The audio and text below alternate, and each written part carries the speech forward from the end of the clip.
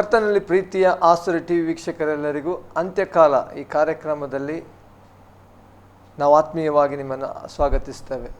ಅಂತ್ಯಕಾಲದ ಕುರಿತಾಗಿ ನಾವು ಅನೇಕ ಎಪಿಸೋಡ್ಗಳ ಮೂಲಕವಾಗಿ ನಾವು ನಿಮ್ಮ ಮುಂದೆ ಬಂದಿದ್ದೆವು. ಅನೇಕರು ಇದರಿಂದ ಆಶೀರ್ವಾದ ಹೊಂದಿದ್ದಾರೆ ಎಂಬುದಾಗಿ ಕೇಳುವುದರಲ್ಲಿ ನಮಗೆ ಸಂತೋಷವಾಗ್ತಾ ಇದೆ. ನಾನು ನೆನೆಸ್ಕೊಳ್ತೇನೆ, ಇವತ್ತು ನೀವುಗಳು ಅನೇಕ ವ್ಯಕ್ತಿಗಳನ್ನು ಕರೆಕೊಂಡು ಬಂದು ನೀವು ಟಿ ವಿಯ ಮುಂದೆ ಅನೇಕರಿಗೆ ಪರಿಚಯ ಮಾಡಿರ್ಬೋದು. ಅಂತ್ಯಕಾಲ ಕುರಿತಾಗಿ ಅನೇಕ ಕುರಿತಾಗಿ ನಾವು ಅಂತ್ಯದ ವಿಷಯವಾಗಿ, ಯೇಸುಕ್ರಿಸ್ತನ ಬರೋಣದ ವಿಷಯವಾಗಿ, ಅಂತ್ಯಕಾಲ ಎಂದರೆ ಏನು ಎಂಬುದಾಗಿ ವಿಷಯವಾಗಿ ತಿಳ್ಕೊಳ್ಳುವುದೇ ಈ ಅಂತ್ಯಕಾಲ ಎಂಬಂಥ ಕಾರ್ಯಕ್ರಮ.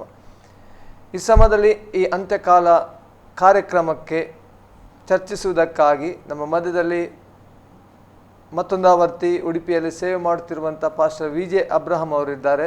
ಅವರನ್ನು ಈ ಒಂದು ಕಾರ್ಯಕ್ರಮದಲ್ಲಿ ಆತ್ಮೀಯವಾಗಿ ನಾವು ಸ್ವಾಗತಿಸೋಣ. ಪಾಸ್ಟರ್, ಈ ಕಾರ್ಯಕ್ರಮಕ್ಕೆ ನಿಮಗೆ ಆತ್ಮೀಯವಾದ ಸ್ವಾಗತ. ಧನ್ಯವಾದ. ಪ್ರಿಯರೇ, ಆಸರೆ ಟಿ ವಿ ಪ್ರಸ್ತುತಪಡಿಸುವ ಈ ಅಂತ್ಯಕಾಲ ಕಾರ್ಯಕ್ರಮದಲ್ಲಿ ನಮ್ಮ ಮಧ್ಯದಲ್ಲಿ ಪಾಸ್ಟರ್ ವಿಜೆ ಅಬ್ರಹಂ ಅವರಿದ್ದಾರೆ. ಅವರ ಅನೇಕ ಸಂಚಿಕೆಗಳು ನಮಗೆ ಅನೇಕ ವಿಷಯವಾಗಿ ಸವಿಸ್ತಾರವಾಗಿ ನಮಗೆ ಅಂತ್ಯಕಾಲದ ಕುರಿತಾಗಿ, ಅದರ ವಿಷಯವಾಗಿ ಮಾತ್ರವಲ್ಲ ಅದರ ಲಕ್ಷಣ ಕುರಿತಾಗಿ ನಮಗೆ ತಿಳಿಯಪಡಿಸ್ತಾ ಇದ್ದಾರೆ. ಅವರು ಈ ಕಾರ್ಯಕ್ರಮದಲ್ಲಿ ನಮಗೆ ಬಂದಿರುವುದು ನಮ್ಮ ಮಧ್ಯದಲ್ಲಿ ಬಂದಿರುವುದು ಸಂತೋಷ ಮಾತ್ರವಲ್ಲ, ಈ ಸಮಯದಲ್ಲಿ ಅವರ ಬಳಿಯಲ್ಲಿ ನಾವು ಕೇಳೋಣ. ಅನೇಕ ಸಂಚಿಕೆಯಲ್ಲಿ ಅವರು ಅನೇಕ ವಿಷಯವಾಗಿ ನಮ್ಮ ಮಧ್ಯದಲ್ಲಿ ಮಾತಾಡಿದ್ದಾರೆ. ಕೆಲವರು ಇವತ್ತು ನಮ್ಮ ಮಧ್ಯದಲ್ಲಿ ನೀವು ನೋಡುತ್ತಿರುವವರು ಹೊಸಬರಾಗಿರ್ಬೋದು. ಯೂಟ್ಯೂಬ್ ಮೂಲಕವಾಗಿ, ಫೇಸ್ಬುಕ್ ಮೂಲಕವಾಗಿ ಮತ್ತು ನಮ್ಮ ಆ್ಯಪ್ ಮೂಲಕವಾಗಿ, ಹಾಗೆ ನಮ್ಮ ಟಿ ವಿ ಚಾನಲ್ ಮೂಲಕವಾಗಿ ಅನೇಕರು ನೋಡ್ತಾ ಇದ್ದೀರಾ. ಸಂತೋಷವಾಗ್ತಾ ಇದೆ. ಅವರ ಬಳಿಯಲ್ಲಿ ನಾವು ಕೇಳಿಕೊಳ್ಳುವ ಸ್ವಲ್ಪ ಹಿನ್ನೆಲೆಗೆ ಹೋಗಿ ನಂತರವಾಗಿ ನಾವು ಇವತ್ತಿನ ಕಾರ್ಯಕ್ರಮ ಮುಂದುವರಿಸುವ. ಪಾಸ್ಟ್ರೆ, ನೀವು ಅನೇಕ ಕಾರ್ಯಕ್ರಮದಲ್ಲಿ ಇಲ್ಲಿವರೆಗೆ ನೀವು ಸವಿಸ್ತಾರವಾಗಿ ಅಂತ್ಯಕಾಲದ ಕುರಿತಾಗಿ ನೀವು ತಿಳಿಸಪಡಿಸ್ತಾ ಇದ್ದೀರಾ. ಸ್ವಲ್ಪ ಹಿನ್ನೆಲೆಗೆ ಹೋಗಿ ನಂತರವಾಗಿ ನಾವು ಮುಂದೆ ಸಬ್ಜೆಕ್ಟಿಗೆ ಹೋಗೋಣ ಅಂತ. ಅಂದರೆ ಕಳೆದ ಸಂಚಿಕೆಗಳಲ್ಲಿ ನಾವು ಸುಳ್ಳು ಕ್ರಿಸ್ತರುಗಳ ಬಗ್ಗೆ ನಾವು ನೋಡಿದ್ದೇವೆ. ಇನ್ನು ನಾವು ಇದು ಯುದ್ಧಗಳ ಬಗ್ಗೆ ನಾವು ನೋಡಿದ್ದೇವೆ. ಹೀಗೆ ವಿವಿಧ ವಿಷಯಗಳನ್ನು ನಾವು ಅದನ್ನು ಅಧಿಕೃತವಾಗಿ ಯೇಸು ಸ್ವಾಮಿ ಹೇಳಿದಂಥ ಒಂದು ವಾಕ್ಯ, ವಿಶೇಷವಾಗಿ ನಾವು ಮತ್ತಾಯನು ಬರೆದ ಸುವಾರ್ತೆ 24ನೇ ಅಧ್ಯಾಯದಲ್ಲಿ ನಾವು ನೋಡಿದ್ದೇವೆ. ಅಲ್ಲಿ ಯುದ್ಧಗಳಾಗುವುದನ್ನು, ಯುದ್ಧವಾಗುವ ಹಾಗಿದೆ ಎಂಬ ಸುದ್ದಿಗಳನ್ನು ನೀವು ನೋಡಬೇಕಾಗುವುದು. ಮತ್ತು ಯೇಸು ಸ್ವಾಮಿ ಹೇಳಿರುವಂಥ ವಿಷಯವನ್ನು, ಜನಕ್ಕೆ ವಿರೋಧವಾಗಿ ಜನವು, ರಾಜ್ಯಕ್ಕೆ ವಿರೋಧವಾಗಿ ರಾಜ್ಯವು ಏಳುವವು ಎಂಬ ವಿಷಯವನ್ನು, ಅಂದರೆ ನಾವು ಸುಳ್ಳು ಕ್ರಿಸ್ತರುಗಳ ಬಗ್ಗೆ, ಯುದ್ಧಗಳ ಬಗ್ಗೆ, ಯುದ್ಧವಾಗುವ ಹಾಗಿವೆ ಎಂಬ ವಿಷಯಗಳನ್ನು ನಾವು ನೋಡಿದ್ದೇವೆ. ಈಗ ನಾವು ಮುಂದಕ್ಕೆ ಇವತ್ತು ಓದಿದಂಥ ಒಂದು ವಿಷಯ 7ನೇ ವಾಕ್ಯ, ಜನಕ್ಕೆ ವಿರೋಧವಾಗಿ ಜನವು, ರಾಜ್ಯಕ್ಕೆ ವಿರೋಧವಾಗಿ ರಾಜ್ಯವು ಏಳುವವು. ಈ ಒಂದು ವಿಷಯಕ್ಕೆ ನಾವು ಬರಬಹುದಾಗಿದೆ. ಅಂದರೆ ಈ ಒಂದು ವಿಷಯ ಭಾಳ ಮುಖ್ಯವಾದ ವಿಷಯವಾಗಿ ನಾವು ಧ್ಯಾನಿಸ್ತಕ್ಕಂಥ ಅಥವಾ ನಾವು ಚರ್ಚಿಸತಕ್ಕಂಥ ಒಂದು ವಿಷಯವಾಗಿರುತ್ತೆ. ಅಂದರೆ ಯೇಸು ಸ್ವಾಮಿ ಹೇಳಿರುವಂಥ ಎಲ್ಲ ಮಾತುಗಳು ಒಂದಕ್ಕೆ ಒಂದು ಸಂಬಂಧ ಇರುವಂಥ ಮಾತುಗಳಾಗಿ ನಾವು ನೋಡ್ತಾ ಇದ್ದೇವೆ. ಅಂದರೆ ಕಳೆದ ಸಂಚಿಕೆಗಳಲ್ಲಿ ಈ ವಿಷಯಗಳನ್ನು ನಾವು ನೋಡುವಾಗ, ಅಂದರೆ ಯುದ್ಧಗಳ ವಿಷಯ ಮತ್ತು ಸುಳ್ಳು ಕ್ರಿಸ್ತರುಗಳ ವಿಷಯ, ಇನ್ನೂ ಜನರಲ್ ಆಗಿ ಬಹಳಷ್ಟು ವಿಷಯಗಳನ್ನು ನಾವು ನೋಡುವಾಗ ಅನೇಕ ವಿಷಯಗಳನ್ನು ತಿಳಿದುಕೊಂಡಿದ್ದೇವೆ. ಇವತ್ತು ನಾನು ನೆನೆಸ್ತೇನೆ, ಜನಕ್ಕೆ ವಿರೋಧವಾಗಿ ಜನವು, ರಾಜ್ಯಕ್ಕೆ ವಿರೋಧವಾಗಿ ರಾಜ್ಯವು ಎಂಬ ವಿಷಯವನ್ನು ನೋಡುವಂಥದ್ದು ಬಹಳ ಒಳ್ಳೆಯ ವಿಷಯ. ಯಾಕಂತೇಳಿದರೆ ಈಗ ಸಮಕಾಲೀನ ಪ್ರಪಂಚದ ಬಗ್ಗೆ ನಾವು ಮಾಹಿತಿಗಳನ್ನು ತಿಳಿದುಕೊಳ್ಳುವಾಗ ನಮಗೆ ಯೇಸು ಕ್ರಿಸ್ತರು ಹೇಳಿದಂಥ ಈ ಪ್ರವಾದನೆ ಹೇಗೆ ನೆರವೇರ್ತಾ ಇದೆ ಎಂಬ ವಿಷಯ ನಮಗೆ ಗೊತ್ತಾಗ್ತದೆ. ಅಂದರೆ ಜನಕ್ಕೆ ವಿರೋಧವಾಗಿ ಜನ ಎಂಬುದಾಗಿ ವಾಕ್ಯದಲ್ಲಿ ಹೇಳುವಾಗ, ಜನ ಅಂದರೆ ಏನು? ಅಂದರೆ ಇಂಗ್ಲೀಷ್ ಭಾಷಾಂತರದಲ್ಲಿ ನಾವು ನೋಡ್ತೇವೆ ನೇಷನ್.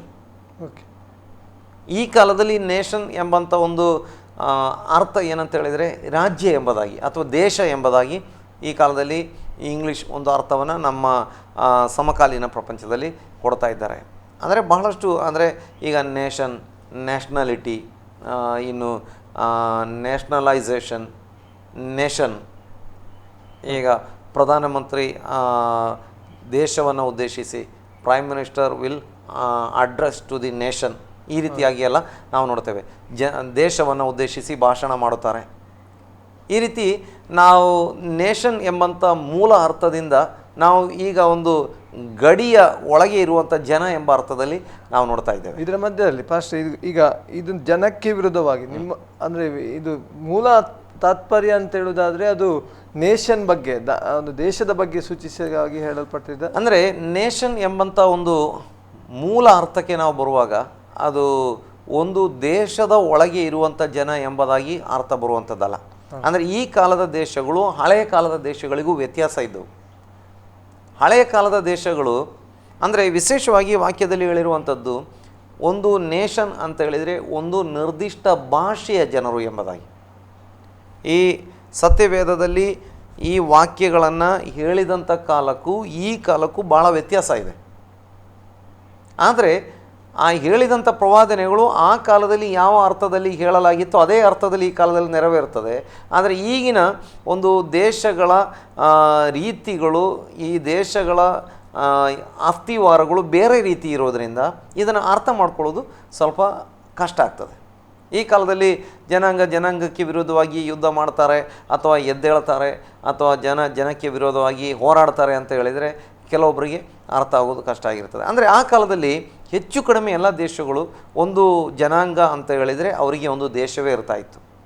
ಜನಾಂಗ ಅಂತ ಹೇಳಿದರೆ ಕನ್ನಡ ಜನಾಂಗ, ತಮಿಳು ಜನಾಂಗ, ಮಲಯಾಳಿ ಜನಾಂಗ, ಇಂಗ್ಲೀಷ್ ಜನಾಂಗ, ಅರಬ್ಬಿ ಜನಾಂಗ, ಇಬ್ರಿಯ ಅಥವಾ ಹೀಬ್ರೂ ಜನಾಂಗ, ಅರಾಮಿಕ್ ಜನಾಂಗ, ಹೀಗೆ ಒಂದೊಂದು ಭಾಷೆಗಳನ್ನು ಆಡುವಂಥವರಿಗೆ ಆ ಜನಾಂಗ ಎಂಬುದಾಗಿ ಕರೆಯಲಾಗ್ತಾಯಿತ್ತು. ನೋಡಿ, ಈಗ ಅರಾಮಿಕ್ ಜನಾಂಗ ಅಂತ ಹೇಳಿದರೆ ಅವರಿಗೆ ಒಂದು ಭಾಷೆ ಇತ್ತು, ಅವರಿಗೆ ಒಂದು ದೇಶವಿತ್ತು. ಕಲ್ದಿಯ ಜನಾಂಗ ಅಂತ ಹೇಳಿದರೆ ಅವರಿಗೆ ಒಂದು ದೇಶವಿತ್ತು, ಅವರಿಗೆ ಒಂದು ಭಾಷೆ ಇತ್ತು. ಇಬ್ರಿಯ ಜನಾಂಗ ಅಂತ ಹೇಳಿದರೆ ಅಥವಾ ಇಂಗ್ಲೀಷಲ್ಲಿ ಹೀಬ್ರೂಸ್ ಅಂತ ಹೇಳಿದರೆ ಅವರಿಗೆ ಒಂದು ಭಾಷೆ ಇತ್ತು, ಹೀಬ್ರೂ ಭಾಷೆ ಇತ್ತು, ಅವರಿಗೆ ಒಂದು ದೇಶವಿತ್ತು. ಅಲ್ಲಿ ಮುಖ್ಯವಾಗಿ ಬರುವಂಥದ್ದು ಅವರ ಭಾಷೆಯಾಗಿತ್ತು. ಅದು ಒಂದು ಜನಾಂಗ ಎಂದು ಆ ಕಾಲದಲ್ಲಿ ಪರಿಗಣಿಸಲಾಗುತ್ತಿತ್ತು. ಇನ್ನೊಂದು ಗ್ರೀಕ್ ಜನಾಂಗ. ಗ್ರೀಕ್ ಅನ್ನುವಂಥದ್ದು ಒಂದು ಭಾಷೆ, ಗ್ರೀಕ್ ಅನ್ನುವಂಥದ್ದು ಒಂದು ಜನಾಂಗ ಕೂಡ. ಅವರಿಗೆ ಒಂದು ದೇಶ ಇತ್ತು, ಅದು ಗ್ರೀಸ್ ದೇಶ. ಈಗಲೂ ಕೂಡ ಗ್ರೀಸ್ ದೇಶ ಇದೆ. ಪೋರ್ಚುಗಲ್ ಅದು ಒಂದು ಭಾಷೆ, ಪೋರ್ಚುಗೀಸ್ ಎನ್ನುವಂಥದ್ದು ಒಂದು ಭಾಷೆ, ಪೋರ್ಚುಗಲ್ ಅನ್ನುವಂಥದ್ದು ಅವರ ಒಂದು ದೇಶ. ನೋಡಿ, ಹೀಗೆ ಒಂದೊಂದು ಭಾಷೆಗೆ ಬೈಬಲ್ ಪ್ರಕಾರ ಜನಾಂಗ ಎಂಬುದಾಗಿ ಕರೆಯಲಾಗಿದೆ ಎಂಬುದಾಗಿ ನಾವು ನೋಡ್ತೇವೆ. ನೋಡಿ, ಅದನ್ನು ನಮಗೆ ಅಪೊಸ್ತಲರ ಕೃತ್ಯಗಳಲ್ಲಿ ಪೌಲನು ಅಥೇನೆ ಪಟ್ಟಣದಲ್ಲಿರುವಂಥ ಜನರನ್ನು ಉದ್ದೇಶಿಸಿ ಸಂದೇಶ ಕೊಡುವಾಗ ಆತ ಸ್ಪಷ್ಟವಾಗಿ ಅದನ್ನು ಹೇಳ್ತಾ ಇದ್ದಾನೆ. ನೋಡಿ, ಅದನ್ನು ನಮಗೆ ಅಪೊಸ್ತಲರ ಕೃತ್ಯಗಳು ಅದರ 17ನೇ ಅಧ್ಯಾಯ ಅದರ 26ನೇ ವಾಕ್ಯ. ಆತನು ಒಬ್ಬನಿಂದಲೇ ಎಲ್ಲ ಜನಾಂಗದವರನ್ನು ಹುಟ್ಟಿಸಿ ಅವರವರು ಇರತಕ್ಕ ಕಾಲಗಳನ್ನು ಅವರವರ ನಿವಾಸಗಳ ಮೇರೆಗಳನ್ನು ನಿಷ್ಕರ್ಷಿಸಿ ಭೂಮಂಡಲದಲ್ಲೆಲ್ಲ ವಾಸ ಮಾಡಿ. ಒಂದು ವೇಳೆ ತಡವಾಡಿ ಕಂಡುಕೊಂಡವರೇನೋ. ಅಂದರೆ ಇಲ್ಲಿ ಮುಖ್ಯವಾದ ವಿಷಯ, ಎಲ್ಲ ಜನಾಂಗಗಳು ಉಂಟಾಗಿದ್ದು ಒಬ್ಬನಿಂದಲೇ. ದೇವರ ವಾಕ್ಯ ಹೇಳುತ್ತದೆ, ಆದಾಮನ ವಂಶದವರಾಗಿ ಎಲ್ಲ ಲೋಕದ ಜನರು ಉಂಟಾದರು. ಮತ್ತು ಅವರವರು ಇರತಕ್ಕ ಕಾಲಗಳನ್ನು ಅವರ ನಿವಾಸಗಳ ಮೇರೆಗಳನ್ನು ದೇವರು ನಿಷ್ಕರ್ಷಿಸಿದ್ದಾನೆ. ಅಂದರೆ ಅವರು ಇರತಕ್ಕಂಥ ಗಡಿ, ಕನ್ನಡ ಜನಾಂಗದವರು ಇರತಕ್ಕಂಥ ಸ್ಥಳ. ಇನ್ನು ಅದರಲ್ಲಿ ಬರುವಾಗ ಈ ಕನ್ನಡ ನಾಡು ಅಂತ ಈಗ ಹೇಳುವಾಗಲೇ ಕೊಡವ ಅನ್ನುವಂಥ ಒಂದು ಕೊಡಗರು, ಇನ್ನು ಈ ಕಡೆ ತುಳು ಭಾಷಿಕರು, ಅವರಿಗೆ ಒಂದು ಗಡಿ ಉಂಟು. ಆ ಒಂದು ಗಡಿಯ ಆಚೆಗೆ ಬಹಳಷ್ಟು ಜನರನ್ನು ನಮಗೆ ನೋಡಲಿಕ್ಕೆ ಸಾಧ್ಯವಾಗೋದಿಲ್ಲ. ಈ ಕಾಲದಲ್ಲಿ ಉದ್ಯೋಗಕ್ಕಾಗಿ, ಬಿಸ್ನೆಸ್ಸಿಗಾಗಿ ಸ್ವಲ್ಪ ಬೇರೆ ಕಡೆ ಹೋಗಿ ಉಳಿದ್ರೂ ಕೂಡ ತುಳುನಾಡು ಅನ್ನುವಂಥದ್ದು ಒಂದು ಗಡಿ ಉಂಟು. ಅದರ ಒಳಗಡೆ ತುಳು ಭಾಷಿಕರು, ಕೊಡಗ ಜನಾಂಗ ಎಂಬಂಥ ಒಂದು ಗಡಿ ಉಂಟು, ಅದರೊಳಗೆ ಆ ಜನಾಂಗ. ಇನ್ನು ಮಹಾರಾಷ್ಟ್ರ ಮರಾಠಿ ಭಾಷಿಕರು ಇರುವಂಥ ಒಂದು ಗಡಿ ಪ್ರದೇಶ, ಒಂದು ಗಡಿ ಉಂಟು, ಅದರ ಒಳಗೆ ಬಹುತೇಕ ಮರಾಠಿ ಭಾಷಿಕರೇ ಇರ್ತಾರೆ. ಅಂದರೆ ಇದೆಲ್ಲ ದೇವರು ಮುಂಚಿತವಾಗಿ ನಿಷ್ಕರ್ಷೆ ಮಾಡಿ ಇಟ್ಟಿರುವಂಥದ್ದು. ಇದು ದೇವರ ಒಂದು ನೇಮವಾಗಿದೆ ಎಂಬುದಾಗಿ ನಾವು ನೋಡ್ತಾ ಇದ್ದೇವೆ. ಆದರೆ ಹಿಂದೆ ಇದು ಒಂದೇ ರೀತಿ, ಈ ರೀತಿ ಬೇರೆ ಬೇರೆ ಆಗಿರಲಿಲ್ಲ. ಅದು ಕೂಡ ದೇವರ ವಾಕ್ಯದಲ್ಲಿ ನಮಗೆ ನೋಡಲಿಕ್ಕೆ ಸಾಧ್ಯವಾಗ್ತದೆ. ಹಿಂದೆ ಎಲ್ಲರಿಗೂ ಒಂದೇ ಭಾಷೆ ಇತ್ತು, ಒಂದೇ ಜನಾಂಗವಾಗಿದ್ದರು. ಇವರು ಒಗ್ಗಟ್ಟಾಗಿ ನಿಂತು ದೇವರ ವಿರುದ್ಧ ಪಾಪ ಮಾಡುವಂಥ ಸಮಯ ಬಂದಾಗ ದೇವರು ಈ ರೀತಿಯಾಗಿ ಹೇಳ್ತಾ ಇದ್ದಾರೆ, ಇವರು ಒಂದೇ ಭಾಷೆ, ಇವರು ಒಂದೇ ಜನಾಂಗವಾಗಿದ್ದಾರೆ. ಈಗ ಇಷ್ಟು ದೊಡ್ಡ ಕಾರ್ಯ ಮಾಡ್ತಾ ಇರೋದಾದರೆ ಇನ್ನು ಮುಂದೆ ಇವರು ಎಂಥ ಕಾರ್ಯವನ್ನು ಬೇಕಾದರೂ ಕೂಡ ಮಾಡಲಿಕ್ಕೆ ಆಗ್ತದೆ. ಅದಕ್ಕೆ ಇವರ ಭಾಷೆಯನ್ನು ನಾವು ಏನು ಮಾಡೋಣ, ತಾರುಮಾರು ಮಾಡಿಬಿಡೋಣ ಎಂಬುದಾಗಿ ಹೇಳಿಕೊಂಡು ದೇವರು ಏನು ಮಾಡ್ತಾ ಇದ್ದಾರೆ, ಭಾಷೆಯನ್ನು ತಾರುಮಾರು ಮಾಡಿದರು. ಹಾಗೆ ಲೋಕದಲ್ಲಿ ಬೇರೆ ಬೇರೆ ಭಾಷೆಗಳು ಹುಟ್ಟಿದವು ಅಂತ ನಮಗೆ ಆದಿಕಾಂಡದಲ್ಲಿ ನಮಗೆ ಕಂಡುಕೊಳ್ಳಲಿಕ್ಕೆ ಸಾಧ್ಯವಾಗ್ತದೆ. ಆದಿಕಾಂಡದಲ್ಲಿ ಆ ಒಂದು ಘಟನೆಯನ್ನು ಕೂಡ ಓದಿಕೊಂಡು ನಮಗೆ ಮುಂದಕ್ಕೆ ಹೋದರೆ ಒಳ್ಳೆಯದು ಅಂತ ನೆನೆಸ್ತಾ ಇದ್ದೇನೆ. 11ನೇ ಅಧ್ಯಾಯ ಅಲ್ಲಿ 6ನೇ ವಾಕ್ಯದಿಂದ, ಆತನು ಇವರು ಒಂದೇ ಜನಾಂಗ, ಇವರೆಲ್ಲರಿಗೂ ಒಂದೇ ಭಾಷೆ, ಪ್ರಾರಂಭದಲ್ಲೇ ಇಷ್ಟು ದೊಡ್ಡ ಕೆಲಸ ಮಾಡುವವರಾಗಿರಲು ಮುಂದೆ ಏನು ಆಲೋಚಿಸಿದರೂ ಇವರಿಗೆ ಅಸಾಧ್ಯವಲ್ಲ. ನಾವು ಇಳಿದು ಇವರಲ್ಲಿ ಒಬ್ಬರ ಮಾತು ಒಬ್ಬರಿಗೆ ತಿಳಿಯದಂತೆ ಇವರ ಭಾಷೆಯನ್ನು ತಾರುಮಾರು ಮಾಡೋಣ ಬನ್ನಿರಿ ಅಂದನು. ಹಾಗೆಯೇ ಮಾಡಿ ಯೆಹೋವನು ಅವರನ್ನು ಅಲ್ಲಿಂದ ಭೂಲೋಕದಲ್ಲೆಲ್ಲ ಚದುರಿಸಿದನು. ಅವರು ಆ ಪಟ್ಟಣ ಕಟ್ಟುವುದನ್ನು ನಿಲ್ಲಿಸಿಬಿಟ್ರು. ಸಮಸ್ತ ಲೋಕದ ಭಾಷೆಯನ್ನು ಯೆಹೋವನು ಅಲ್ಲಿ ತಾರುಮಾರು ಮಾಡಿ ಅವ್ರನ್ನ ಅಲ್ಲಿಂದ ಭೂಲೋಕದಲ್ಲೆಲ್ಲ ಚದುರಿಸಿದ್ರಿಂದ ಆ ಪಟ್ಟಣಕ್ಕೆ ಬಾಬೆಲ್ ಎಂದು ಹೆಸರಾಯಿತು. ಅಂದರೆ ದೇವರು ವಿವಿಧ ಭಾಷೆಗಳನ್ನು ಮಾಡಿ ಒಂದೇ ಜನಾಂಗವಾಗಿದ್ದವರನ್ನು ಬೇರೆ ಬೇರೆ ಜನಾಂಗವಾಗಿ ಮಾಡಿ ಬೇರೆ ಬೇರೆ ಭಾಷೆಗಳು, ನೋಡಿ ಇವರು ಒಂದೇ ಜನಾಂಗ ಒಂದೇ ಭಾಷೆ, ಅಲ್ಲಿ 6ನೇ ವಾಕ್ಯ ಹೇಳ್ತದೆ ಒಂದೇ ಜನಾಂಗ ಒಂದೇ ಭಾಷೆ. ನಂತರ ಜನಾಂಗ ಬೇರೆ ಬೇರೆ ಆಗಿದ್ದು ಹೇಗೆ? ಭಾಷೆ ಬೇರೆ ಬೇರೆ ಮಾಡಿದಾಗ ಏನಾಯಿತು? ಜನಾಂಗ ಬೇರೆ ಬೇರೆ ಆಯಿತು. ಆಗ ಯೇಸು ಸ್ವಾಮಿ ಹೇಳಿದ ಮಾತು ಸ್ಪಷ್ಟವಾಗಿ ಅರ್ಥ ಆಗ್ತದೆ, ಜನಾಂಗಕ್ಕೆ ವಿರೋಧವಾಗಿ ಜನಾಂಗ ಎದ್ದೇಳ್ತದೆ. ಅಂದರೆ ಒಂದು ಭಾಷೆಯವರಿಗೆ ವಿರುದ್ಧವಾಗಿ ಇನ್ನೊಂದು ಭಾಷೆಯವರು ಎದ್ದೇಳ್ತಾರೆ. ಇದು ನಮಗೆ ಆ ವಾಕ್ಯದಿಂದ ಸ್ಪಷ್ಟವಾಗಿ ಅರ್ಥ ಮಾಡ್ಕೊಳ್ಳಿಕ್ಕೆ ಸಾಧ್ಯವಾಗ್ತದೆ. ಇನ್ನು ಯೇಸು ಸ್ವಾಮಿ ಹೇಳಿದ್ದಾರೆ, ಇದು ಹೆಚ್ಚು ಕಡಿಮೆ ಇಂಥ ನೋಡಿ, ನಾನು ಹಿಂದಿನ ಕೆಲವು ಎಪಿಸೋಡುಗಳಲ್ಲಿ ಹೇಳಿದ್ದೇನೆ, ಯೇಸು ಸ್ವಾಮಿ ಯುದ್ಧಗಳ ಬಗ್ಗೆ ಹೇಳಿದರು. ಯುದ್ಧ ಆಗಲೂ ಇತ್ತು. ಯೇಸು ಸ್ವಾಮಿ ಹೇಳಿದ್ದಕ್ಕಿಂತ ಪೂರ್ವದಲ್ಲೂ ಯುದ್ಧಗಳು ಎಷ್ಟೋ ನೂರಾರು ಸಾವಿರಾರು ಯುದ್ಧಗಳಾಗಿದ್ದವು. ಯೇಸು ಸ್ವಾಮಿ ಹೇಳ್ತಾ ಇದ್ದಂಥ ಕಾಲದಲ್ಲಿ ಆ ಮಾತುಗಳನ್ನು ನುಡಿದಂಥ ಆ ಕಾಲದಲ್ಲಿ ಯುದ್ಧಗಳು ಇದ್ದವು. ನಂತರದ ಕಾಲದಲ್ಲಿಯೂ ಕೂಡ ಯುದ್ಧಗಳು ಬೇಕಾದಷ್ಟು ಆಗಿದ್ದಾವೆ. ಆದರೆ ಪ್ರಮುಖವಾದಂಥ ಕೆಲವು ಯುದ್ಧಗಳ ಬಗ್ಗೆ ಯೇಸು ಸ್ವಾಮಿ ಪ್ರವಾದನೆ ಕೊಡ್ತಾ ಇದ್ದಾರೆ. ಅಂದರೆ ನಾನು ಯಹೂದ್ಯರಿಗೆ ಸಂಬಂಧಪಟ್ಟ ವಿಷಯಕ್ಕೆ ಯುದ್ಧಗಳನ್ನು ಯೇಸು ಸ್ವಾಮಿ ಲಿಂಕ್ ಮಾಡಿ ಹೇಳ್ತಾ ಇದ್ದಾರೆ ಎಂಬ ವಿಷಯವನ್ನು ಹೇಳಿದ್ದೆ. ಅಂದರೆ ಸತ್ಯವೇದದಲ್ಲಿ ಯೇಸು ಸ್ವಾಮಿ 24ನೇ ಅಧ್ಯಾಯ ಮತ್ತಾಯನ ಸುವಾರ್ತೆ ಅಥವಾ 13ನೇ ಅಧ್ಯಾಯ ಮಾರ್ಕನ ಸುವಾರ್ತೆ, 21ನೇ ಅಧ್ಯಾಯ ಲೂಕನ ಸುವಾರ್ತೆಗಳಲ್ಲಿ ಹೇಳಿರುವಂಥ ವಿಷಯಗಳೆಲ್ಲವೂ ಹೆಚ್ಚು ಕಡಿಮೆ ಯಹೂದ್ಯರೊಂದಿಗೆ ಹೆಣೆದುಕೊಂಡಿರುವಂಥ ವಿಷಯಗಳೇ. ಯಹೂದ್ಯರನ್ನು ಹೊರತುಪಡಿಸಿ ನಮಗೆ ಯೇಸು ಸ್ವಾಮಿ ಆ ವಿಷಯಗಳನ್ನು ಹೇಳಲಿಲ್ಲ. ಆ ಯಹೂದ್ಯರೊಂದಿಗೆ ಸೇರಿಸಿ ನಾವು ಯುದ್ಧಗಳನ್ನು ಮತ್ತು ಈ ಘಟನೆಗಳನ್ನು ಕಲಿಯುವಾಗ ನಮಗೇನಾಗ್ತದೆ ಅಂತ ಹೇಳಿದರೆ ಇದರ ಅರ್ಥ ಚೆನ್ನಾಗಿ ಆಗ್ತದೆ. ಇನ್ನು ತಿರುಗಿ ನಾವು ಅದೇ ಭಾಗಕ್ಕೇನೆ ಬರುವಾಗ ಜನಾಂಗಕ್ಕೆ ವಿರೋಧವಾಗಿ ಜನಾಂಗಗಳು ಎದ್ದೇಳುತ್ತವೆ. ಯೇಸು ಸ್ವಾಮಿ ಜನಕ್ಕೆ ವಿರೋಧವಾಗಿ ಜನ ಅಥವಾ ಜನಾಂಗಕ್ಕೆ ವಿರೋಧವಾಗಿ ಜನಾಂಗ ಎದ್ದೇಳುತ್ತದೆ ಅಂತ ಹೇಳುವಾಗ ಇದು ಕೊನೆಯ ಕಾಲದ ಮುಖ್ಯವಾದ ಲಕ್ಷಣ ಅಥವಾ ಅಂತ್ಯಕಾಲ ಮುಗಿಯುವ ಕಾಲದ ಮುಖ್ಯವಾದ ಲಕ್ಷಣ ಎಂಬುದಾಗಿ ನಾವು ನೋಡಲಿಕ್ಕೆ ಸಾಧ್ಯವಾಗ್ತದೆ. ಅಂದರೆ ನೋಡಿ, ನಾವು ಯಹೂದ್ಯರ ವಿಷಯಕ್ಕೆ ಬರೋಣ.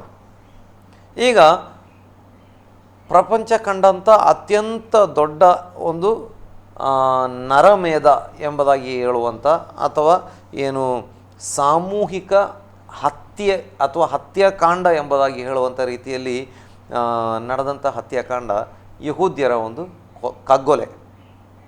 ಅದು 1ನೇ ಮಹಾಯುದ್ಧದ ನಂತರ 2ನೇ ಮಹಾಯುದ್ಧ ಮುಗಿಯುವವರೆಗೆ ನಡೆದಂಥ ಒಂದು ಕಗ್ಗೊಲೆಯ ಕಾಲ ಎಂಬುದಾಗಿ ಹೇಳಲಿಕ್ಕೆ ಸಾಧ್ಯ. ಆ ಕಾಲಘಟ್ಟದಲ್ಲಿ ನಡೆದದ್ದು ಅಂದರೆ ಮಧ್ಯ ಮತ್ತು 1ನೇ ಮಹಾಯುದ್ಧ ಮುಗಿದು ಒಂದು 3-4 ವರ್ಷಗಳಾಗುವಷ್ಟರಲ್ಲಿ ಹೆಚ್ಚು ಕಡಿಮೆ 1923ನೇ ಇಸ್ವಿಗೆ ಜರ್ಮನಿ ದೇಶದಲ್ಲಿ, ಅಂದರೆ 1ನೇ ಮಹಾಯುದ್ಧದ ಬಗ್ಗೆ ನಾನು ಈಗಾಗಲೇ ಹೇಳುವಾಗ ಹೇಳಿದ್ದೇನೆ, ಅದರ ನಾಯಕ ಅಂದರೆ ಯುದ್ಧಕ್ಕೆ ಕಾರಣಕರ್ತ ದೇಶ ಅನ್ನುವಂಥದ್ದು ಜರ್ಮನಿ ದೇಶ. 2ನೇ ಮಹಾಯುದ್ಧಕ್ಕೂ ಅವರೇ ಕಾರಣರಾಗಿದ್ದು. ಆದರೆ 1ನೇ ಮಹಾಯುದ್ಧದಲ್ಲಿ ಅವರು ಯುದ್ಧದಲ್ಲಿ ಸೋಲ್ತಾರೆ. ಅದಕ್ಕೆ ಯಹೂದ್ಯರ ಸಂಶೋಧನೆಗಳೇ ಕಾರಣವಾಗಿತ್ತು. ಬೇರೆ ಬೇರೆ ಅನೇಕ ವಿಷಯಗಳನ್ನು ಹೇಳಿದ್ದೇನೆ. ಈಗ 1ನೇ ಮಹಾಯುದ್ಧದಲ್ಲಿ ಜರ್ಮನಿ ಸೋತದ್ರಿಂದ ಅವರಿಗೆ ಯುದ್ಧಾಪರಾಧಗಳು ಅಂತ ಅವರ ಮೇಲೆ ಹೊರಿಸ್ತಾರೆ. ಅವರ ಮೇಲೆ ಸಿಕ್ಕಾಪಟ್ಟೆ ದಂಡವನ್ನು ಹಾಕ್ತಾರೆ.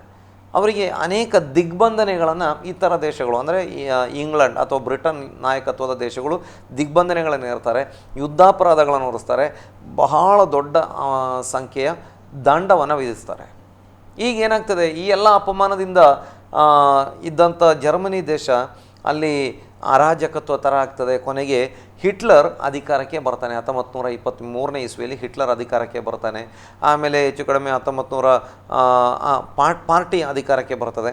ನಂತರ ಬರ್ಬರ್ತಾ 23ನೇ ಇಸ್ವಿ ಕಾಲಕ್ಕೆ ಪಾರ್ಟಿ ರೂಪೀಕೃತವಾಗ್ತದೆ. ನಂತರ ಅವನು ಕೆಲವೇ ವರ್ಷಗಳಲ್ಲಿ ಅಧಿಕಾರಕ್ಕೆ ಬರ್ತಾನೆ. ಅವನು ಚಾನ್ಸಲರ್ ಆಗಿ ಅಧಿಕಾರಕ್ಕೆ ಬರ್ತಾನೆ. ಜರ್ಮನಿ ದೇಶದ ಇಲ್ಲಿ ನಮ್ಮ ದೇಶದ ಪ್ರಧಾನಮಂತ್ರಿ ಅಂತ ಹೇಳೋ ಥರ ಆ ದೇಶಕ್ಕೆ ಅಲ್ಲಿನ ಮುಖ್ಯ ಅಧಿಕಾರಿಯನ್ನು ಮುಖ್ಯ ಆಡಳಿತಗಾರರನ್ನು ಚಾನ್ಸಲರ್ ಎಂಬುದಾಗಿ ಕರೀತಾರೆ. ಇನ್ನು ಅಧ್ಯಕ್ಷರು ಕೂಡ ಒಬ್ಬರು ಇದ್ದರು. ಅವರು ಈ ಹಿಟ್ಲರ್ ಚಾನ್ಸಲರ್ ಆಗಿ ಅಧಿಕಾರ ಬಂದ ಕೆಲವು ದಿನಗಳಲ್ಲಿ ಇವರು ಭಾಳ ಫೇಮಸ್ ಆಗ್ತಾರೆ. ಅದೇ ಸಮಯದಲ್ಲಿ ಅಲ್ಲಿನ ರಾಷ್ಟ್ರಪತಿ ಸಾಯ್ತಾರೆ. ಆ ಅಧಿಕಾರವನ್ನು ಕೂಡ ಇವರೇ ತೊಗೊಂಡ್ಬಿಡ್ತಾರೆ. ಕೊನೆಗೆ ಅವರು ಏನಾಗ್ತಾರೆ, ಸರ್ವಾಧಿಕಾರಿಯಾಗಿ ಮಾರ್ಪಡ್ತಾರೆ. ಅವರು ಯಹೂದ್ಯರ ವಿರೋಧಿಯಾಗಿದ್ದ ವ್ಯಕ್ತಿ. ಯಾರು? ಹಿಟ್ಲರ್.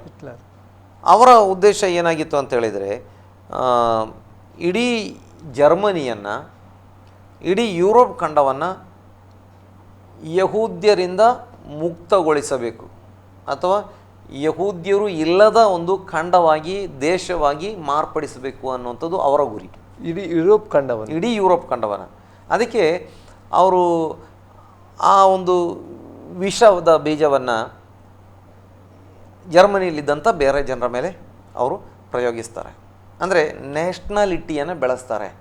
ಇನ್ನು ನಮ್ಮ ದೇಶದಲ್ಲಿ ಹೇಳೋ ಥರ ಹೇಳಬೇಕು ಅಂತ ಹೇಳಿದರೆ ರಾಷ್ಟ್ರೀಯತೆಯನ್ನು ಬೆಳೆಸ್ತಾರೆ, ರಾಷ್ಟ್ರೀಯ ಮನೋಭಾವವನ್ನು ಬೆಳೆಸ್ತಾರೆ, ಅಥವಾ ಏನು ತೀವ್ರತರವಾದಂಥ ರಾಷ್ಟ್ರೀಯ ಭಾವನೆಯನ್ನು ಬೆಳೆಸ್ತಾರೆ ಜನರಲ್ಲಿ. ನಾವು ಜರ್ಮನ್ ಜನಾಂಗ, ನಾವು ಆರ್ಯ ಜನಾಂಗ, ನಾವು ಆಳುವುದಕ್ಕಾಗಿಯೇ ಹುಟ್ಟಿದವರು, ನಾವು ಆಳುವುದಕ್ಕಾಗಿಯೇ ಇರುವಂಥವರು. ಯಹೂದ್ಯರು ಅವರು ಬೇರೆ ಕಡೆಯಿಂದ ಬಂದವರು, ಅವರು ನಮ್ಮ ದೇಶದಲ್ಲಿ ಉಳಿಯಬಾರದು, ಅವ್ರನ್ನ ನಾವು ನಿರ್ನಾಮ ಮಾಡಬೇಕು. ನೋಡಿ, ಈ ಯಹೂದ್ಯರು ಹೇಗಿದ್ದರು ಅಂತ ನಾವು ವಿಚಾರ ಮಾಡಬೇಕು. ಯಹೂದ್ಯರು ಹೇಗಿದ್ದರು ಅಂತ ಹೇಳಿದರೆ, ಆ ಜರ್ಮನಿಯಲ್ಲಿದ್ದಂಥ ಉಳಿದ ಜರ್ಮನರು ಹೇಗಿದ್ದರು ಹಾಗೆಯೇ ಅವರು ಇದ್ದರು. ಭಾಷೆ ಒಂದೇ ಥರ, ಯಾಕಂದರೆ ಅವರು ಜರ್ಮನ್ ಭಾಷೆನೇ ಮಾತಾಡ್ತಿದ್ರು. ಇಂಗ್ಲೆಂಡಲ್ಲಿದ್ದಂಥ ಯಹೂದ್ಯರು ಇಂಗ್ಲೀಷ್ ಭಾಷೆನೇ ಮಾತೃಭಾಷೆಯಾಗಿ ಮಾತಾಡ್ತಿದ್ರು. ಅವ್ರಿಗೆ ಬೇರೆ ಯಾವ ಭಾಷೆ ಬರ್ತಿರಲಿಲ್ಲ. ನೋಡಲಿಕ್ಕೆ ಹೇಗಿದ್ದರು, ಅವರು ಹೇಗೆ ಈ ಕಾಲದ ಯುರೋಪಿಯನ್ಸನ್ನು ನಾವು ನೋಡ್ತೇವೆ ಹಾಗೇ ಇದ್ದರು ಅವರು. ಇನ್ನು ಅವರ ವಸ್ತ್ರಧಾರಣೆ ಹೇಗಿತ್ತು, ಇತರ ಯುರೋಪಿಯನ್ಸ್ ಹೇಗೆ ವಸ್ತ್ರ ಧರಿಸ್ತಾ ಇದ್ರು ಹಾಗೆ ಅಂಥದೇ ಸೇಮ್ ವಸ್ತ್ರಗಳನ್ನು ಅವರು ಧರಿಸ್ತಾ ಇದ್ರು. ಅಂದರೆ ವರ್ಷಾನುಗಟ್ಟಲೆ ಅಲ್ಲಿ ಬಂದು ನೆಲೆಗೊಂಡು, ವರ್ಷಾನುಗಟ್ಟಲೆ ಅಂತ ಹೇಳೋದಕ್ಕಿಂತಲೂ ಅವರು ಶತಮಾನಗಳ ಕಾಲ, ಇನ್ನೂ ಹೇಳಬೇಕು ಅಂತ ಹೇಳಿದರೆ ಸಹಸ್ರಮಾನಗಳ ಕಾಲ, ಸಾವಿರಾರು ವರ್ಷಗಳಿಂದ ಅಲ್ಲೇ ಇದ್ದಂಥವು. ಯಾವಾಗ ನೆಬೂಕದ್ನೆಚ್ಚರ್ ಇಸ್ರಾಯೇಲ್ ದೇಶವನ್ನು ಅಥವಾ ಯಹೂದ್ಯರ ದೇಶವನ್ನು ಸೋಲಿಸಿ, ಇಸ್ರಾಯೇಲ್ ದೇಶವನ್ನು ಸೋಲಿಸಿ ಜನರನ್ನು ಸೆರೆ ಹಿಡ್ಕೊಂಡು ಬ್ಯಾಬಿಲೋನಿಗೆ ಹೋಗ್ತಾರೆ. ಹೆಚ್ಚು ಕಡಿಮೆ BC 586ನೇ ಇಸ್ವಿ. ನಂತರ BC 586ನೇ ಇಸ್ವಿ. ಮೊದಲು BC 605ರಲ್ಲಿ, ಕ್ರಿಸ್ತಪೂರ್ವ 605ರಲ್ಲಿ ಮೊದಲು ದಾಳಿ ಮಾಡ್ತಾನೆ. ಆನಂತರ ಚಿದ್ಕೀಯನನ್ನು ರಾಜನನ್ನಾಗಿ ಮಾಡ್ತಾನೆ. ಆನಂತರ ಕೆಲವು ವರ್ಷಗಳು ದಾಟ್ತವೆ. ಹೆಚ್ಚು ಕಡಿಮೆ ಕೆಲವು ವರ್ಷಗಳು ದಾಟಿದ ಮೇಲೆ ಅವನು ಈ ಚಿದ್ಕೀಯ ಅವನ ವಿರುದ್ಧವಾಗಿ ತಿರುಗಿ ನಿಲ್ತಾನೆ. ಕೊನೆಗೆ ಇವನು ಬದುಕೊಂಡು ಯುದ್ಧ ಮಾಡಿ ಅವರನ್ನು ಸೋಲಿಸಿ ಚಿದ್ಕೀಯನನ್ನು ಹೆಚ್ಚು ಕಡಿಮೆ ದೇವಾಲಯವನ್ನು ನಾಶ ಮಾಡಿ 586ನೇ ಇಸ್ವಿ ಕ್ರಿಸ್ತಪೂರ್ವ ಇಸ್ವಿಯಲ್ಲಿ ದೇವಾಲಯವನ್ನು ನಾಶ ಮಾಡಿ ಯಹೂದರನ್ನು ಸೆರೆ ಹಿಡ್ಕೊಂಡು ಹೋಗ್ತಾನೆ. ನಂತರ ಪರ್ಷಿಯನ್ನರ ಒಂದು ಸೆರೆಯ ಕಾಲವಾಗ್ತದೆ. ಪರ್ಷಿಯನ್ನರು ಅಧಿಕಾರಕ್ಕೆ ಬರ್ತಾರೆ. ಆವಾಗ ಸ್ವಲ್ಪ ಜನ ಇಸ್ರಾಯೇಲ್ ದೇಶಕ್ಕೆ ಕೋರೆ ಶಾಪಣೆ ಕೊಡ್ತಾನೆ. ಯಾರ್ಯಾರು ಪರಾತ್ಪರನಾಗಿರುವ ದೇವರ ಸೇವಕರಾಗಿದ್ದೀರಿ, ಭಕ್ತರಾಗಿದ್ದೀರಿ, ಅವರು ಇಸ್ರಾಯೇಲ್ ದೇಶಕ್ಕೆ ಹೊರಟೋಗಲಿಕ್ಕೆ ಅಡ್ಡಿ ಇಲ್ಲ ಎಂಬುದಾಗಿ ಅವನು ಡಂಗುರವನ್ನು ಓಡಿಸ್ತಾನೆ. ಕೆಲವೊಬ್ಬರು ಎಜ್ರ, ನೆಹಮಿಯ ಮತ್ತು ಜೆರುಬಾಬೆಲ್ ಇಂಥವರ ನಾಯಕತ್ವದಲ್ಲಿ ಕೆಲವೊಬ್ಬರು ತಿರುಗಿ ಬಂದರೂ ಕೂಡ ಬಹಳಷ್ಟು ಜನ ಅಲ್ಲೇ ಉಳಿತಾರೆ. ಹೀಗೆ ಪರ್ಷಿಯನ್ನರ ಆಳ್ವಿಕೆ ಕಾಲದಲ್ಲೆಲ್ಲ ಅವರು ಚದುರಿಸಲ್ಪಟ್ಟವರಾಗಿ ಇದ್ದರು. ಸ್ವಲ್ಪ ಜನ ಇಸ್ರಾಯೇಲ್ ದೇಶಕ್ಕೆ ಬರ್ತಾರೆ.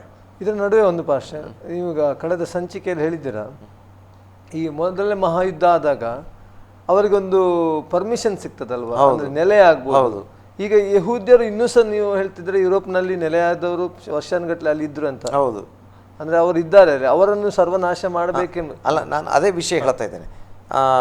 ಅಂದರೆ ಈ ಪರ್ಷಿಯನ್ ಆಳ್ವಿಕೆ, ಮೊದಲು ಬ್ಯಾಬಿಲೋನ್ ಆಳ್ವಿಕೆ ಕಾಲ, ನಂತರ ಪರ್ಷಿಯನ್ ಆಳ್ವಿಕೆ ಕಾಲದಲ್ಲಿ ಇವರು ಮಿಡ್ಲ್ ಈಸ್ಟ್ದಲ್ಲಿ, ಅಂದರೆ ಈ ಕಾಲದ ಇರಾಕ್, ಇರಾನ್ ಪ್ರದೇಶಗಳಲ್ಲಿ ಅವರು ಚದುರಿಸಲ್ಪಟ್ಟಿದ್ದರು. ನಂತರ ಅಲೆಕ್ಸಾಂಡರ್ ಚಕ್ರವರ್ತಿ ಪರ್ಷಿಯನರನ್ನು ಸೋಲಿಸ್ತಾನೆ. ಅಲೆಕ್ಸಾಂಡರ್ ಅವರು ಯುರೋಪಿಯನ್, ಅವರು ಪರ್ಷಿಯನರನ್ನು ಸೋಲಿಸಿ ಇಡೀ ಮಿಡ್ಲ್ ಈಸ್ಟ್ ಮೇಲೆ ಅವರ ಅಧಿಕಾರ ತೆಗೆದುಕೊಂಡು ಬಿಡ್ತಾರೆ. ಅವರು ಈಜಿಪ್ತನ್ನು ಸೋಲಿಸ್ತಾರೆ, ಪರ್ಷಿಯನ ಸೋಲಿಸ್ತಾರೆ, ಕೊನೆಗೆ ಭಾರತದವರೆಗೆ ಬರ್ತಾರೆ. ಹೀಗೆ ಇವರು ಅಲೆಕ್ಸಾಂಡರ್ ಚಕ್ರವರ್ತಿ ಮಿಡ್ಲ್ ಈಸ್ಟ್ ಮೇಲೆ ಅಧಿಕಾರವನ್ನು ಸ್ಥಾಪನೆ ಮಾಡಿದಾಗ ಯಹೂದ್ಯರು ಆ ಕಾಲದಲ್ಲಿ ಬಹಳ ಫೇಮಸ್ ಆಗ್ತದೆ ಗ್ರೀಕ್ ಭಾಷೆ. ಮಾತ್ರವಲ್ಲ, ಈ ಅಲೆಕ್ಸಾಂಡರ್ ಚಕ್ರವರ್ತಿ ಗ್ರೀಕ್ ಭಾಷೆಯನ್ನು ಅವರು ಪ್ರಚಾರ ಮಾಡಲಿಕ್ಕೂ ಗ್ರೀಕ್ ಸಂಸ್ಕೃತಿಯನ್ನು ಪ್ರಚಾರ ಮಾಡಲಿಕ್ಕೂ ಪ್ರಾರಂಭಿಸ್ತಾರೆ. ಹಾಗೆ ಇವರು ಹೋದ ಕಡೆಗಳಲ್ಲೆಲ್ಲ ಗ್ರೀಕ್ ಭಾಷೆ ಕಲಿಸ್ತಾ ಗ್ರೀಕ್ ಸಂಸ್ಕೃತಿಯನ್ನು ಪ್ರಚಾರ ಮಾಡ್ತಾ ಅನೇಕರು ಗ್ರೀಕರಾಗಲಿಕ್ಕೆ ಪ್ರಾರಂಭ ಮಾಡ್ತಾರೆ. ಹೀಗೆ ಗ್ರೀಕರಲ್ಲದಿದ್ದರೂ ಗ್ರೀಕರಾಗುವಂಥ ಜನರಿಗೆ ಹೆಲನಿಸ್ಟುಗಳು ಅಂತ ಹೆಸರನ್ನು ಕರಿತಾ ಇದ್ರು, ಹೆಲನಿಸ್ಟು. ಹೀಗೆ ಯುರೋಪಿಯನ್ ಈ ಯಹೂದ್ಯರು ಏನು ಮಾಡ್ತಾರೆ, ಈಗ ಮಿಡ್ಲ್ ಈಸ್ಟಲ್ಲಿ ಇದ್ದಂಥ ಏಷ್ಯಾದಲ್ಲಿದ್ದಂಥ ಅಧಿಕಾರ ಏನಾಯಿತು, ಯುರೋಪಿಗೆ ಹಸ್ತಾಂತರವಾಯಿತು. ನಿಧಾನವಾಗಿ ಈ ಯಹೂದ್ಯರು ಯುರೋಪಿನ ಕಡೆ ವಲಸೆ ಹೋಗಲಿಕ್ಕೆ ಪ್ರಾರಂಭ ಮಾಡ್ತಾರೆ. ಹಾಗೆ ಈ ಕಾಲದ ಮೆಸಿಡೋನಿಯಾ, ಅಲ್ಬೇನಿಯಾ, ನಂತರ ಹಾಗೆ ಮತ್ತು ಅದಕ್ಕೆ ಸಂಬಂಧಪಟ್ಟಂಥ ಬೇರೆ ಬೇರೆ ಕೆಲವು ದೇಶಗಳಿದ್ದಾವೆ. ಆ ಕಾಲಕ್ಕೆ ಅದು ಬೇರೆ ಬೇರೆ ಚಿಕ್ಕ ಪುಟ್ಟ ದೇಶಗಳಾಗಿದ್ದವು. ಅವೆಲ್ಲ ಗ್ರೀಕರ ಆಡಳಿತದಲ್ಲಿತ್ತು. ಗ್ರೀಕರ ಆಡಳಿತ ಕೂಡ ಬಹಳಷ್ಟು ವರ್ಷಗಳು ಮುಂದುವರಿತದೆ. ಕೊನೆಗೆ ಅವರನ್ನು ಸೋಲಿಸಿಕೊಂಡು ರೋಮನ್ನರು ಅಧಿಕಾರಕ್ಕೆ ಬರ್ತಾರೆ. ಈಗ ಏನಾಯಿತು, ಅಧಿಕಾರ ರೋಮ್ನಲ್ಲಿ ಯುರೋಪ್ದಲ್ಲಿ ಉಳಿತು. ಈಗ ಯಹೂದ್ಯರು ಇನ್ನೂ ಯುರೋಪಿನ ಬೇರೆ ಬೇರೆ ದೇಶಗಳಲ್ಲಿ ಅವರು ನೆಲೆ ಊರಲಿಕ್ಕೆ ಶುರು ಮಾಡ್ತಾರೆ. ಆಗ ನೋಡಿ, ಹೆಚ್ಚು ಕಡಿಮೆ ಎರಡನೇ ಮಹಾಯುದ್ಧ ನಡೆಯುವ ಕಾಲದೊಳಗೆ 2000 ವರ್ಷಗಳು ಯಹೂದ್ಯರು ಯುರೋಪ್ದಲ್ಲೇ ಇದ್ದಾರೆ. ಹೀಗೆ 2000 ವರ್ಷಗಳಿಂದ ಯುರೋಪ್ದಲ್ಲಿ ಇದ್ದಂಥ ಯಹೂದ್ಯರ ಬಣ್ಣವು, ಉಳಿದಂಥ ಯುರೋಪಿಯನ್ನರ ಬಣ್ಣವು, ಯಹೂದ್ಯರ ಭಾಷೆಗಳು, ಉಳಿದಂಥ ಯುರೋಪಿಯನ್ನರ ಭಾಷೆಗಳು, ಯಹೂದ್ಯರ ವಸ್ತ್ರ ಉಡುಗೆ ತೊಡುಗೆಗಳು, ಉಳಿದಂಥವರ ಉಡುಗೆ ತೊಡುಗೆಗಳು, ಇವರ ಆಹಾರಗಳು, ಉಳಿದಂಥವರ ಆಹಾರಗಳು, ಇವರ ವಿದ್ಯಾಭ್ಯಾಸ, ಅವರ ಎಲ್ಲ ಒಂದೇ ಆಗಿತ್ತು, ಯಾವ ವ್ಯತ್ಯಾಸ ಇಲ್ಲ. ಆದರೆ ಯಹೂದ್ಯ ಎಂಬಂಥ ಒಂದು ಐಡೆಂಟಿಟಿ ಏನು, ಗುರುತು ಮಾತ್ರ ಇವರು ಉಳಿಸ್ಕೊಂಡಿದ್ರು. ಹೀಗಿರುವಾಗ ಯೇಸು ಸ್ವಾಮಿಯ ಪ್ರವಾದನೆ ನೆರವೇರುವಂಥ ಕಾಲ ಬರುವಾಗ ಏನಾಗ್ತಾ ಇದೆ, ಇಡೀ ಯುರೋಪ್ ಖಂಡದಲ್ಲಿರುವಂಥ ರಾಷ್ಟ್ರೀಯವಾದಿಗಳು ಏನಂತ ಹೇಳ್ಬೋದು, ನ್ಯಾಷನಲಿಸಮ್ ಏನು ಆ ಒಂದು ವಿಚಾರ ಒಳಗಡೆ ಹೋಗಿದೆ, ಇವರು ನಿಧಾನವಾಗಿ ಯಹೂದ್ಯರನ್ನು ಹಾಗೆ ಮಾಡಲಿಕ್ಕೆ ಪ್ರಾರಂಭ ಮಾಡ್ತಾಯಿದ್ದಾರೆ. ಅಂದರೆ ಯಹೂದ್ಯರನ್ನು ಭಾಳ ಹಿಂದಿನಿಂದಲೇ ಹಾಗೆ ಮಾಡ್ತಾಯಿದ್ರು. ರೋಮನರ ಕಾಲದಲ್ಲಿ ಯೆರೂಸಲೇಮ್ ಸಿಟಿಯನ್ನು, ಇಸ್ರಾಯೇಲ್ ದೇಶವನ್ನು ನಾಶ ಮಾಡಿ 10 ಲಕ್ಷ ಜನರನ್ನು ಕೊಂದಿದ್ರು. ಅವ್ರನ್ನ ಚದರಿಸ್ತಾರೆ. ನಂತರ ಅವರು ಚದರಿ ಹೋದಂಥ ಎಲ್ಲ ಕಡೆಗಳಲ್ಲಿ ಅವರಿಗೆ ಹಿಂಸೆ ಕೊಡ್ತಾರೆ. ಹಾಗೆ ಚರಿತ್ರೆಯಾದ್ಯಂತ ನಾವು ನೋಡ್ತೇವೆ, ಯಹೂದರಿಗೆ ಹಿಂಸೆ ಕೊಡ್ತಾನೇ ಬಂದರು. 12ನೇ ಶತಮಾನ ಇರ್ಬೋದು, ಕ್ರುಸೇಡ್ ಯುದ್ಧಗಳ ಕಾಲದಲ್ಲಿ ಆಗಿದ್ದಿರ್ಬೋದು, 12ನೇ ಶತಮಾನದಲ್ಲಿ ಇಂಗ್ಲೆಂಡಲ್ಲಿ, ಆನಂತರ 15, 16, 17, 18ನೇ ಶತಮಾನಗಳಲ್ಲೆಲ್ಲ ಸ್ಪೇನ್, ಪೋರ್ಚುಗೀಸ್ ದೇಶಗಳಲ್ಲಿ ಇನ್ಕ್ವಿಸಿಷನ್ ಇಂಥ ಕಾಯ್ದೆಗಳ ಮೂಲಕವಾಗಿ ಯಹೂದರಿಗೆ ಹಿಂಸೆ ಕೊಟ್ಟರು. ಮತ್ತು ಪೋಲೆಂಡ್ ದೇಶದಲ್ಲಿ, ಇನ್ನು ರಷ್ಯಾ ದೇಶದಲ್ಲಿ ಝಾರ್ ಚಕ್ರವರ್ತಿಗಳು, ಅದು 19ನೇ ಶತಮಾನದ ಕೊನೆ ಭಾಗ, ಹಿಂಸೆ ಕೊಡ್ತಾನೇ ಇದ್ದರು. ಎಷ್ಟೋ ಲಕ್ಷ ಜನ ಯಹೂದ್ಯರನ್ನು ಕೊಂದಿದ್ದಾರೆ, ಹಿಂಸೆ ಕೊಟ್ಟು ಕೊಂದಿದ್ದಾರೆ, ವಿವಿಧ ರೀತಿ ಹಿಂಸೆ ಕೊಟ್ಟಿದ್ದಾರೆ. ಆದರೆ 20ನೇ ಶತಮಾನದಲ್ಲಿ ಆದಂಥ ಹಿಂಸೆ ಅನ್ನುವಂಥದ್ದು ಬಹಳ ಚರಿತ್ರೆಯಲ್ಲಿ ಎದ್ದು ಕಾಣುವಂಥ ಹಿಂಸೆ, ಯಹೂದ್ಯರಿಗೆ ಕೊಟ್ಟಂಥ ಹಿಂಸೆ. ಹೀಗೆ ಈ ಹಿಟ್ಲರ್ ಏನು ಮಾಡ್ತಾನೆ, 60 ಲಕ್ಷ ಯಹೂದ್ಯರನ್ನು ಕೊಲ್ಲಿಸ್ತಾನೆ. ಒಂದೇ ವಿಷಯ, ಅವರ ಜನಾಂಗ ಬೇರೆ ಎಂಬ ಒಂದೇ ಕಾರಣ. ಅದಕ್ಕೆ ಅವನು ಅಧಿಕಾರಕ್ಕೆ ಬಂದು 1939ನೇ ಇಸ್ವಿಯಲ್ಲಿ 2ನೇ ಮಹಾಯುದ್ಧ ಇವನೇ ಪ್ರಾರಂಭಿಸಿದ್ದು. ಮಹಾಯುದ್ಧ ಆಗ್ತದೆ ಅಂತ ಅವನು ನೆನೆಸಿಕೊಂಡಿದ್ದನೋ ಬಿಟ್ಟನೋ ಗೊತ್ತಿಲ್ಲ. ಒಟ್ಟಿನಲ್ಲಿ ಅವನು ಪೋಲೆಂಡ್ ಮೇಲೆ ದಾಳಿ ಮಾಡ್ತಾನೆ. ಆಮೇಲೆ ಮತ್ತು ಕೂಡ ಏನಾಗ್ತದೆ, 2 ಬಣಗಳಾಗ್ತವೆ, ಜಗತ್ತಿನ ದೇಶಗಳು ಯುದ್ಧ ಮಾಡ್ತಾರೆ. ಅದರ ಮಧ್ಯದಲ್ಲಿ ಇವನು ಪ್ರಾರಂಭದಲ್ಲಿ 4, 5, 6, 7 ವರ್ಷ 2ನೇ ಮಹಾಯುದ್ಧ ನಡೀತದೆ. ಅದರಲ್ಲಿ ಪ್ರಾರಂಭದ 3, 4 ಹೆಚ್ಚು ಕಡಿಮೆ 5 ವರ್ಷದವರೆಗೆ ಇವನು ಜಯಿಸ್ತಾನೇ ಹೋದ ಯುದ್ಧದಲ್ಲಿ. ನಂತರ ಮಿತ್ರ ಪಕ್ಷದವರು ಅಂತ ಮಿತ್ರ ಸೇನೆ ಅಂತ ಕರೆಯುವಂಥ ಅಮೆರಿಕ ನಾಯಕತ್ವದ ಸೇನೆ ಮತ್ತು ರಷ್ಯನ್ ನಾಯಕತ್ವದ ಸೇನೆ ಕೊನೆಯ ಭಾಗದಲ್ಲಿ ಗೆಲ್ಲಲಿಕ್ಕೆ ಪ್ರಾರಂಭಿಸಿದರು ಕೂಡ ಪ್ರಾರಂಭ ಭಾಗದಲ್ಲಿ ಈ ಜರ್ಮನಿ ನಾಯಕತ್ವವೇ ಗೆಲ್ತಾ ಬಂತು. ಇವರು ಯಾವ್ಯಾವ ದೇಶಗಳನ್ನು ಗೆದ್ದು ವಶಪಡಿಸಿಕೊಂಡ್ರು ಅಲ್ಲೆಲ್ಲ ಇದು ಯಹೂದ್ರನ್ನು ಕೊಲ್ತಾನೆ ಬಂದರು. ಇದು ಯಹೂದ್ಯರನ್ನು ಕೊಳ್ಳುವಂಥದ್ದು ಒಂದು 7 ವರ್ಷ ಕಾಲಮಾನದಲ್ಲಿ. ಹೌದು, 7 ವರ್ಷಕ್ಕಿಂತ ಪೂರ್ವದಲ್ಲಿ ಶುರು ಮಾಡಿದ್ರು. ಆದರೆ 7 ವರ್ಷ ಕಾಲದಲ್ಲಿ ಯುದ್ಧ ನಡೀತದೆ. ಯುದ್ಧದಲ್ಲಿ ಇವರು ಯಾವ್ಯಾವ ದೇಶಗಳನ್ನು ಆಕ್ರಮಿಸಿ ವಶಪಡಿಸಿಕೊಳ್ತಾರೆ, ಅಲ್ಲಿದ್ದ ಯಹೂದ್ಯರನ್ನು ಕೊಲ್ತಾರೆ. ಅದಕ್ಕಿಂತ ಪೂರ್ವದಲ್ಲಿ ಇವರು ಅಧಿಕಾರದಲ್ಲಿ ಇದ್ದರು, ಜರ್ಮನಿಯಲ್ಲಿದ್ದಂಥ ಯಹೂದ್ಯರನ್ನು ಕೊಲ್ತಾ ಇದ್ರು. ಈಗ ಯುದ್ಧ ಮಾಡಿ ಗೆಲ್ತಾ ಬಂದಾಗೆ ಯಾವ್ಯಾವ ದೇಶಗಳನ್ನು ಸೋಲಿಸಿ ವಶಪಡಿಸಿಕೊಂಡ್ರು, ಅಧೀನಕ್ಕೆ ತೆಗೆದುಕೊಂಡ್ರು, ಆ ದೇಶದಲ್ಲಿದ್ದ ಯಹೂದ್ಯರನ್ನು ಕೊಲ್ತಾ ಬಂದರು. ನೋಡಿ, ಭಾಷೆ ಒಂದೇ, ಅವರ ಬಣ್ಣ ಒಂದೇ, ಹೆಸರುಗಳು ಒಂದೇ, ಆಹಾರ ಕ್ರಮ ಒಂದೇ, ಉಡುಗೆ ತೊಡುಗೆ ಒಂದೇ, ಎಲ್ಲವೂ ಒಂದೇ, ಹೆಚ್ಚು ಕಡಿಮೆ ಗ್ರಂಥವೂ ಒಂದೇ. ಅವರು ಯೇಸು ಕ್ರಿಸ್ತನನ್ನು ಮಾತ್ರ ನಂಬಿರಲಿಲ್ಲ, ಆದರೆ ಹಳೆ ಒಡಂಬಡಿಕೆ ಗ್ರಂಥ ಅವ್ರ ಕೈಲಿತ್ತು, ಅವರು ಬೇರೆ ಯಾರನ್ನೂ ಕೂಡ ನಂಬಿರಲಿಲ್ಲ. ಹಾಗಿದ್ದರೂ ಯಹೂದ್ಯ ಎಂಬಂಥ ಒಂದೇ ಹೆಸರಲ್ಲಿ ಏನು ಮಾಡ್ತಾ ಇದ್ದಾರೆ, ಅವ್ರನ್ನ ನಿರ್ನಾಮ ಮಾಡ್ತಾ ಇದ್ದಾರೆ. ಅವರು ಅದಕ್ಕೆ ಹೆಸರಿಟ್ಟಂಥ ಹೆಸರು ಏನಂತ ಹೇಳಿದರೆ ಕಾನ್ಸಿಕ್ರೇಷನ್ ಅಂತ. ಇಂಗ್ಲೀಷಲ್ಲಿ ಕಾನ್ಸಿಕ್ರೇಷನ್ ಅಂತ ಹೇಳಿದರೆ ಶುದ್ಧೀಕರಣ. ಕಾನ್ಸಿಕ್ರೇಷನ್ ಕ್ಯಾಂಪ್ಸ್ ಅಂದರೆ ನೂರಾರು ಸಾವಿರಗಟ್ಟಲೆ ಯಹೂದಿರನ್ನು ಟ್ರೈನ್ಗಳಲ್ಲಿ ತುಂಬಿಕೊಂಡು ಕಾನ್ಸಿಕ್ರೇಷನ್ ಕ್ಯಾಂಪ್ಗಳಿಗೆ ತರುವಂಥದ್ದು, ಅಲ್ಲಿ ತಂದುಕೊಂಡು ಅವರ ಮೇಲೆ ಅವರ ಕೂದಲನ್ನು ತೆಗೆಯುವಂಥದ್ದು, ಅವರ ಚರ್ಮ ತೆಗೆಯುವಂಥದ್ದು. ಕೂದಲು ತೆಗೆದ್ರೆ ತೊಂದರೆ ಇಲ್ಲ, ಆಯಿತು ಬರ್ತದೆ. ಈಗ ಚರ್ಮ ತೆಗೆಯುವಂಥದ್ದು, ಅವರ ಕಿಡ್ನಿ ತೆಗೆಯುವಂಥದ್ದು, ಹೃದಯ ತೆಗೆಯುವಂಥದ್ದು, ಕರುಳು ತೆಗೆಯುವಂಥದ್ದು, ಇನ್ನು ಅವರ ಎಲುಬು ತೆಗೆಯುವಂಥದ್ದು, ಅವರ ಮೇಲೆ ಹೊಸ ಹೊಸ ಸಂಶೋಧನೆ ಮಾಡಿದ ಕಂಡು ಹಿಡಿದಂಥ ಔಷಧಿಗಳ ಪ್ರಯೋಗ ಮಾಡುವಂಥದ್ದು. ಹೇಗೆ ಔಷಧಿ ಪ್ರಯೋಗ ಹೇಗಾಗ್ತದೆ, ಇದರ ಬಳಕೆ ಹೇಗಾಗ್ತದೆ, ಹೀಗೆಲ್ಲ ಅವರನ್ನು ಚಿತ್ರಹಿಂಸೆ ಕೊಡುವುದು, ಊಟ ಕೊಡದೇ ಇರುವಂಥದ್ದು, ಕೊನೆಗೆ ಗ್ಯಾಸ್ ಚೇಂಬರ್ಗಳಿಗೆ ಹಾಕುವಂಥದ್ದು, ಗ್ಯಾಸ್ ಚೇಂಬರ್ಗಳಲ್ಲಿ ಹಾಕಿ ಅವರನ್ನು ಕೊಲ್ಲುವಂಥದ್ದು. ಅಂದರೆ ಸಾವಿರಾರು ಜನರನ್ನು ಒಟ್ಟಿಗೆ ಕೊಲ್ಲುವಂಥದ್ದು, ಕೊನೆಗೆ ಸಾವಿರಾರು ಜನರನ್ನು ಒಟ್ಟಿಗೆ ದೊಡ್ಡ ದೊಡ್ಡ ಬುಲ್ಡೋಸರ್ಗಳ ಮೂಲಕ ಹೊಂಡ ತೋಡಿ ಅದರಲ್ಲಿ ಸಾಮೂಹಿಕವಾಗಿ ದಫನ ಮಾಡುವಂಥದ್ದು. ಈ ರೀತಿಯಾಗಿ ಅದನ್ನು ಹೋಲೋಕಾಸ್ಟ್ ಎಂಬುದಾಗಿ ಹೇಳ್ತಾರೆ. ಲಕ್ಷಾಂತರ ಜನರನ್ನು, ಕೊನೆಗೆ ಹೆಚ್ಚು ಕಡಿಮೆ ಈ ರೀತಿ ಮಿನಿಮಮ್ 60 ಲಕ್ಷ ಯಹೂದ್ಯರನ್ನು ಅವನು ಕೊಂದ ಎಂಬುದಾಗಿ ಚರಿತ್ರೆಕಾರರು ಹೇಳ್ತಾರೆ.